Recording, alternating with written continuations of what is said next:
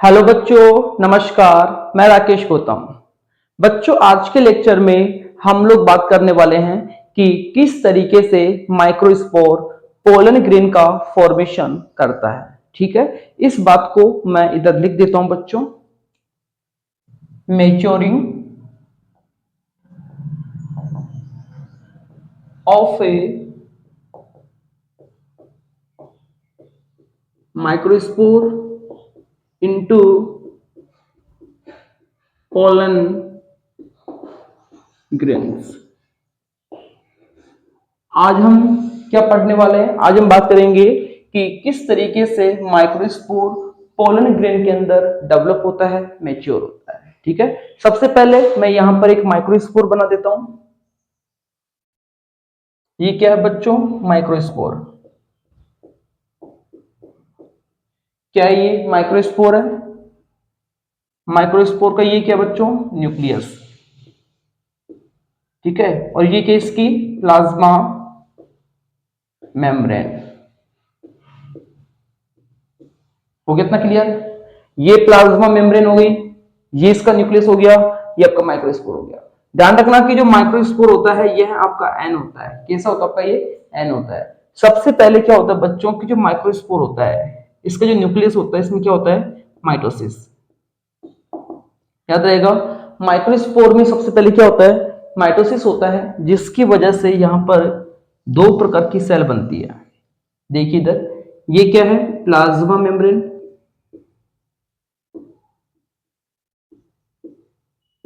ये इसकी plasma membrane हो गई। ठीक है, इसमें दो तरीके की सेल बनेगी। एक सेल इसमें छोटी होती है, दिख रही होगी आपको। एक सेल छोटी होती है, इसे हम जनरेटिव सेल कहते हैं। जनरेटिव सेल कहेंगे। ठीक है, साथ में एक सेल इसमें बड़ी बनती है, और साथ में ध्यान रखना बच्चों कि इसका जो न्यूक्लियस होता है वो भी बड़ा होता है। तो जो ये बड़ी वाली सेल होती है इसे कहते हैं वेजिटेटिव सेल। वेजिटेटिव सेल कहेंगे इसे। क्या कहेंगे? वेजिटेटिव सेल कहते हैं। हो गया इतना क्लियर? आगे चलकर आपका जो स्ट्रक्चर होता है ये डेवलप होता है बच्चों पोलन ग्रेन के अंदर। किसमें डेवलप होगा? ये वाला जो स्ट्रक्चर होता है ये टू सेल स्टेज है। टू सेल स्टेज क्यों? क्योंकि इसके अंदर दो सेल पाई जाती है। एक बड़ी वाली सेल है जिससे हम लोग वेजिटेटिव सेल कहते हैं, एक छोटी वाली सेल है जिससे हम लोग जनरेटिव सेल कहते हैं। ध्यान रखना कि जो जनरेटिव सेल होती है यह वेजिटेटिव सेल का जो साइटोप्लाज्म होता है उसके अंदर तैरती रहती है।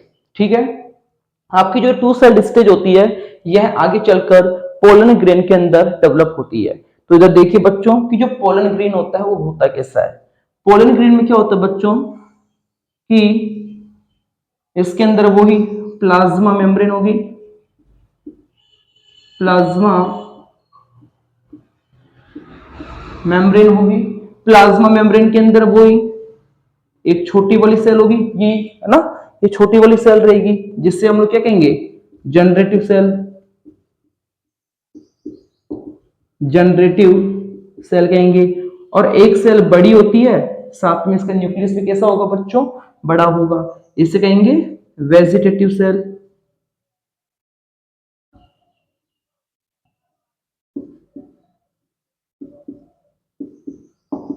वेजिटेटिव सेल कहेंगे इसे।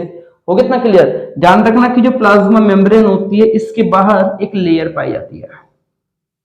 प्लाज्मा मेम्ब्रेन के बाहर एक लेयर होती है, इस लेयर को कहेंगे बच्चों इंटाइन। क्या कहेंगे इसे? इंटाइन कहते हैं। और जो इंटाइन जो लेयर होती है यह पैक्टिन व सेलुलोज, पैक्टिन व सेलुलोज से मिलकर बनी होती है। ठीक है, इंटाइन जो लेयर है इसके बाहर एक और लेयर होती है जो कि थोड़ी रफ होती है इस तरीके से। तो ध्यान रखना बच्चों की जो ये वाली जो लेयर होती है कंटिन्यू नहीं रहती है, डिसकंटिन्यू रहती है। आपको दिख रहा होगा कि जो इंटाइन लेयर रेगुलर है, कंटिन्यू है। ठीक है, लेकिन बात करें जो बाहर की जो लेयर है जो कि रफ है, ठीक है, इस रफ लेयर को कहते हैं एक्साइन। क्या कहेंगे इसे? एक्साइन कहते हैं। और एक्साइन किससे बनी होती है? स्पोरो पॉलिनिन।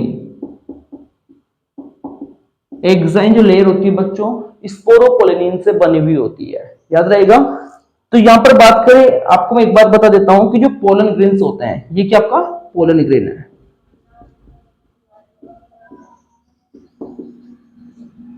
ये आपका पोलन ग्रेन है। ध्यान रखना कि जो पोलन ग्रेन होते हैं यह फॉसिल के फॉर्म में पाए जाते हैं। पोलन ग्रेन बहुत लंबे समय तक सुरक्षित रहते हैं। उसके पीछे का रीजन होता है बच्चों कि जो पोलन ग्रेन होती है, पोलन ग्रेन की जो एग्जाइन जो लेयर होती है, ठीक है, यह किससे बनी होती है, स्पोरोपोलिनिन से बनी होती है। इसी स्पोरोपोलिनिन की वजह से पोलन ग्रेन फॉसिल्स के फॉर्म में पाए जाते हैं। आज तक ऐसा एक भी एंजाइम डिस्कवर नहीं हुआ है जो कि एग्जाइन लेयर या फिर मैं कहूं कि जो स्पोरोपोलिनिन है उसे खराब कर सके। पोलन ग्रेन हाई टेम्परेचर हो गया, हाई एसिडिक मीडियम हो गया, एल्कलाइन मीडियम हो गया, इनको इजीली झेल सकते हैं। इन सबका पोलन ग्रेन के ऊपर कोई प्रभाव नहीं पड़ता है। पोलन ग्रेन फॉसिल्स के फॉर्म में पाए जाते हैं, पूरी तरीके से प्रिजर्व है बिकॉज ऑफ स्पोरोपोलिनिन। याद रहेगा इतना। तो आगे चलकर इस जनरेटिव सेल में बच्चों क्या होता है, माइटोसिस होता है। यहां पर मैं लिख देता हूं, ठीक है, माइटोसिस इन जनरेटिव सेल। क्या बताया मैंने इसमें, आगे चलकर जो जनरेटिव सेल होती है इसमें क्या होता है, माइटोसिस होता है, ठीक है। तो देखिए इधर ये कौन सी लेयर हो गई, ये प्लाज्मा मेम्ब्रेन हो गई, बताया था मैंने आपको, ये प्लाज्मा मेम्ब्रेन हो गई, ठीक है। इसमें ये कौन सा सेल का न्यूक्लियस है, ये आपका जनरेटिव वो सॉरी वेजिटेटिव सेल का, वेजिटेटिव सेल आ गई, ठीक है। साथ में बात करें जनरेटिव सेल में क्या हुआ, माइटोसिस हुआ। क्या हुआ, माइटोसिस हुआ, जिसकी वजह से यहां पर क्या बनेंगे बच्चों, दो मेल गैमेट बनेंगे। क्या बनेंगे, दो मेल गैमेट बनेंगे, और दोनों के दोनों मेल गैमेट कैसे होंगे, आपके एन होते हैं, ठीक है। जनरेटिव सेल में जब माइटोसिस होता है उसके बाद में मेल गैमेट बनता है, इस बात को याद रखना, ठीक है। तो मतलब कि जो मेल गैमेट का जो फॉर्मेशन हो रहा है वो किससे हो रहा है, जनरेटिव सेल से हो रहा है।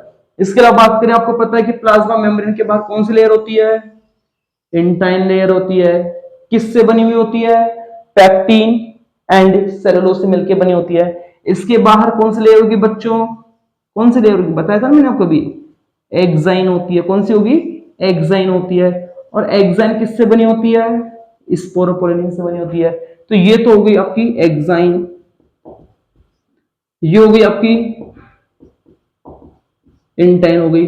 ध्यान रखना कि जो एक्साइन जो लेयर होती है, इस एक्साइन लेयर के बीच बीच में आपको छेद दिख रहे होंगे, देखिए ये पोर दिख रहे होंगे, ठीक है। इन पोर्स को क्या कहेंगे, इन्हें कहते हैं जर्म पोर, जर्म पोर कहते हैं। जब आपका पोलन ग्रेन जब जर्मिनेट होता है तब इंटाइन लेयर इसी जर्म पोर से बाहर निकलती है, जिसकी वजह से पोलन ट्यूब का फॉर्मेशन होता है, ठीक है। कि तुम्हारा जो पोलन ग्रेन है बच्चों, क्या जो पोलन ग्रेन है, पोलन ग्रेन को हम मेल गैमेटोफाइट भी कहते हैं। पोलन ग्रेन को हम क्या कहते हैं, मेल गैमेटोफाइट भी कहते हैं। क्या कहते हैं, यहां मैं लिख रहा हूं, मेल गैमेटोफाइट। पोलन ग्रेन को मेल गैमेटोफाइट क्यों कहते हैं, क्वेश्चन ये आता है।